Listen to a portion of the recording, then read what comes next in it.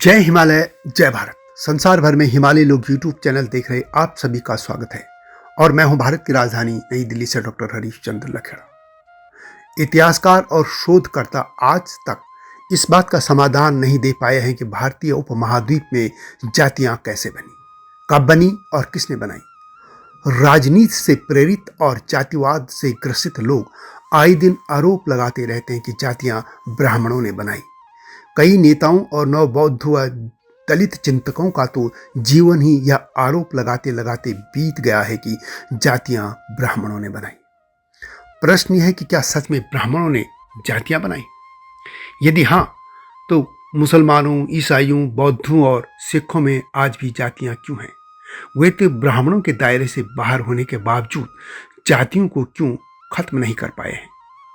इस बारे में यही बताने का मैं प्रयास करूंगा कि भारतीय उपमहाद्वीप में जातियां कब बनी, क्यों बनी और कैसे बनी। लेकिन जब तक मैं आगे बढ़ूं, आपसे अनुरोध है कि हिमालय लोग यूट्यूब चैनल को सब्सक्राइब अवश्य कर दीजिए जिन्होंने अब तक ऐसा नहीं किया है या जो चैनल पर नए हैं, और मेरे समसामयिक मुद्दों पर केंद्रित STV यानी सत्यमेव जयते चैनल को भी देखिएगा।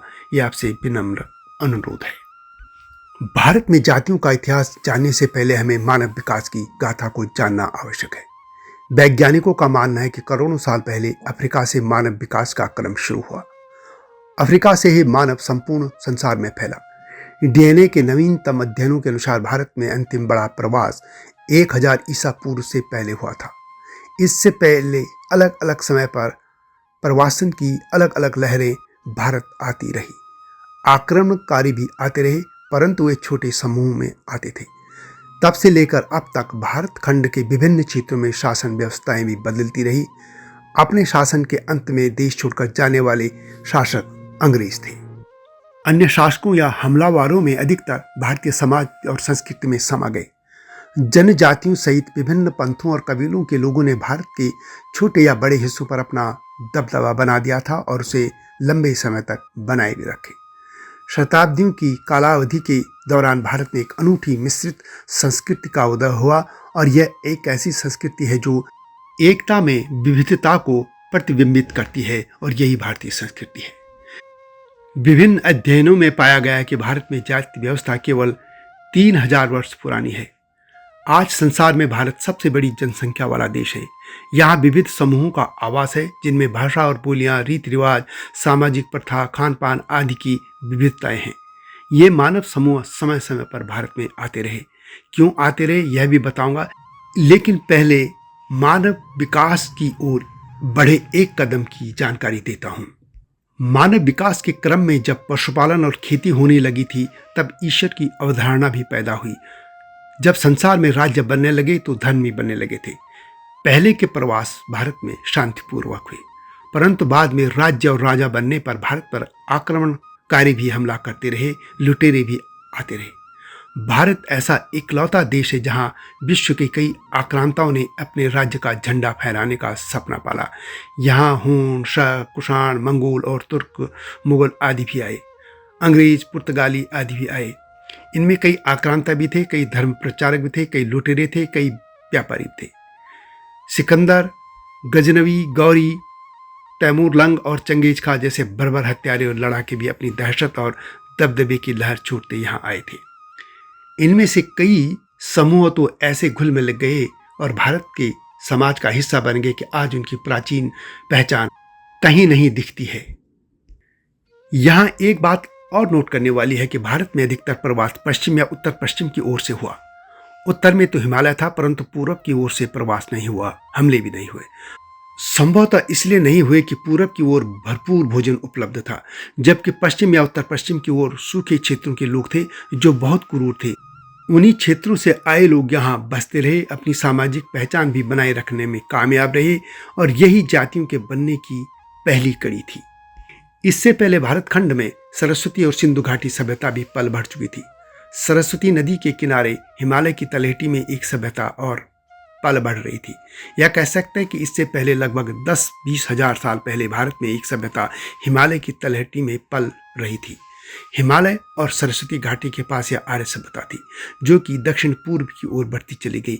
यह सभ्यता एक विकसित जीवन शैली लेकर आई थी, जिसमें ज्ञान था, बाहुबल भी था। वे ईश्वर के गीत गाते थे और मनुष्य की चेतना को विकास के उच्चतम शिखर तक ले जाने के लिए प्रयासरत थे। उनके पास एक वर्ण व्यवस्था थी जो कर्म पर आधारित थी, जिनमें बुद्धि के काम करने वाले, ज्ञान देने वाले ब्राह्मण कहलाते थे, समाज की रक्षा करने वाले क्षत्रिय कहलाते थे, भोजन की व्यवस्था करने वाले वैश्य कहलाते थे और सेवा कर्म करने वाले शूद्र कहलाते थे। जन्म से कोई ब्राह्मण नहीं था, बस कर्म के आधार पर यह सब बंटवारा होता था। जब आर्य सभ्यता आगे बढ़ती गई तो यहाँ पहले से आए लोगों के साथ घुलती मिलती चली गई।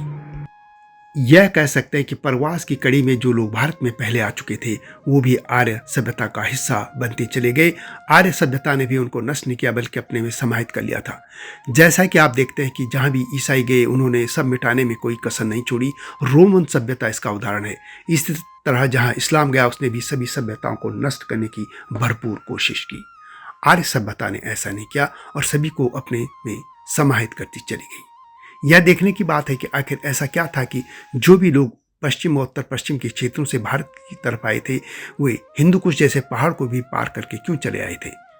उस कठिन रास्ते को पार करके भी यहाँ क्यों आए थे? संभवतः इसलिए कि यहाँ समृद्धि थी, भोजन था, रहने लायक जलवायु थी, भारत में नदियाँ थी, घास के मैदान थे, हरियाली थी और एक पहाड़ हिमालय भी था जो कि साइबेरिया से आने वाली ठंड को रोक सकता था। इसलिए यहाँ जो भी लोग आते गए अधिकतर यहीं बसते चले गए। इनमें कई आक्रांता भी थे, लुटेरे भी थे। कुछ लोग तो वापस चले गए लेकिन अधिकतर यहीं बसते चले गए और इसी समाज का हिस्सा बनते चले गए। और ये उनकी अलग पहचान जो बनती चली गई वह जातियों के अगले क्रम का हिस्सा बनती चली गई थी। आप एक चीज को देखते होंगे कि भारत पर कभी भी पूरब की ओर से बड़ा आक्रमण नहीं हुआ। प्रवास तो हुआ पर हिमालय तक सीमित रहा। आप देखें कि म्यांमार, वियतनाम, थाईलैंड आदि की तरफ से भारत पर कभी भी कोई हमला नहीं हुआ। कारण साफ है कि वे लोग पहले से ही समृद्ध थे। वहाँ भोजन था, हरियाली थी, पानी था, सब कुछ था। लेकिन जिन इलाकों में भरपेट भोजन नहीं था वहाँ से लोग ही भारत की ओर आते रहे, बसते चले गए और उन सभी को अपने अपने जीने के तौर तरीके थे, जीवन शैलियाँ भी थी। ये कबीले थे और वे भारत में अपने समूह के साथ पनपते रहे। पश्चिम और उत्तर पश्चिम से जो लोग अपने धर्म के साथ आए वे अपने धर्म के साथ यहाँ बसते गए, लेकिन जो धर्म के साथ नहीं थे वे भारत के वर्ण व्यवस्था का हिस्सा बनते चले गए, सनातन धर्म का हिस्सा बनते चले गए। परंतु जब कर्म वंशानुगत होने लगा तो गड़बड़ी पैदा होने लग गई। वंशानुगत पेशा ही जाति में बदलता चला गया। बाहर से जितने लोग आए उनमें से अधिकतर भी अलग अलग जातियों के खेमे में बढ़ते चले गए। भारत में आज यदि हजारों जातियां हैं तो इसलिए कि भारत की ओर लगातार हुए प्रवास से आए लोगों के समूह अपनी अपनी पहचान बनाए रखने में कामयाब रहे। उनके काम धंधे थे जो भी, यानी पेशागत जो भी कार्य था वह उनकी जाति में बदलता चला गया। इसके लिए कोई जिम्मेदार नहीं था क्योंकि पिता से मिला काम पुत्र संभालने लग गया था। और यह चाहे ब्राह्मण हो चाहे अन्य लोग, सभी इसी वंशानुगत क्रम में काम करते चले गए। यह भी बताना आवश्यक है ईसाई व मुसलमानों की तरह हिंदू ने किसी भी सभ्यता और पहचान को नष्ट नहीं किया बल्कि अपने में समाहित कर लिया था। बाद में जब राजा भूमि का मालिक होने लगा तो जमींदारी प्रथा शुरू हुई। भारत में जमींदारी प्रथा मुगल काल और ब्रिटिश काल में और तेज हुई। यह एक राजनीतिक और सामाजिक प्रथा थी जिसमें भूमि का स्वामित्व उस पर काम करने वालों का न होकर किसी और यानी जमींदार का होता था। जमींदार खेती करने वालों से कर वसूलते थे। भारत के स्वतंत्र होने के बाद यह प्रथा हालांकि खत्म कर दी गई। इसी जमींदारी प्रथा के शुरू होने पर भारत में जाति प्रथा पनपती चली गई, बलवती होती चली गई। इस कालखंड में जाति व्यवस्था का विकृत रूप भी सामने आता चला गया। यह भी देखा गया कि कुछ लोगों का खान पान भी इतना अजीब था कि जिसे अधिसंख्य समाज पसंद नहीं करता था। उनका रहन सहन भी अद्भुत था। इससे लोगों के साथ भेदभाव भी शुरू हो गया था। भारत में जब मुसलमानों का शासन हुआ तो उन्होंने इसे बढ़ावा दिया। भारत में मैला उठाने की प्रथा मुस्लिम शासन में शुरू हुई। बाद में अंग्रेजों ने भी भारत में जातियों के भेदभाव को और बढ़ाने का काम किया। भारत के आज़ाद होने के बाद शासकों ने भी इसे बढ़ाया। समाज में समानता लाने के लिए शुरू आरक्षण से जातिवाद को बढ़ावा मिला, यह खत्म नहीं हुआ। भारत की राजनीति ने जातिवाद के सवालों को और क्रूरता से सामने रखा। अब एक सवाल है कि ब्राह्मणों ने कैसे जाति व्यवस्था बना दी? क्या ब्राह्मणों ने लोगों से कहा कि तुम एक पंक्ति में बैठो और फला फला की जाति यह होगी और फला की वह होगी? क्या ऐसा संभव है? फिर आखिर वे लोग चुप कैसे थे? क्या ब्राह्मण इतने ताकतवर थे 1000 साल तक तो भारत के अधिकतर हिस्सों में मुस्लिम अंग्रेजों का शासन रहा, फिर ब्राह्मण कैसे ताकतवर थे? अब तो भारत में संविधान का राज है, तो फिर वे लोग अपनी जातियों को समाप्त क्यों नहीं कर देते? खुद जाति विहीन होने का संकल्प क्यों नहीं लेते, घोषणा क्यों नहीं कर देते? लेकिन भारत की राजनीति ऐसा होने नहीं देगी। वास्तव में समाज में जातियों का उच्च पायदान पर जाना और निचले पायदान पर आने के भी कई सामाजिक कारण रहे हैं। द्वापर में भगवान श्री कृष्ण तो क्षत्रिय थे, परंतु आज यदुवंशी ओबीसी हैं। महान मौर्य शासन के नाम पर आज यही सरनेम लगाने वाले आज के ओबीसी या दलित कैसे हो गए? एक बात और, 1990 से पहले तो भारत में कोई ओबीसी वर्ग था ही नहीं। इस तरह के बहुत से प्रश्न हैं, उनका भी उत्तर देने का प्रयास करूंगा, लेकिन यह वीडियो कैसी लगी यह कमेंट सेक्शन में अवश्य बताएं। जल्दी आऊंगा नई गाथा के साथ, तब तक जय हिमालय, जय भारत। हिमालय पे पेड़ हो तो गीत गाएंगी नदियाँ, गीत गाएंगी नदियाँ। पेड़ों पे चिड़िया है तो गीत गाएंगी नदियाँ, पेड़ों पे चिड़िया है तो गीत गाएंगी नदियाँ। माँ की लोरी जैसे होते हैं नदियों के गीत।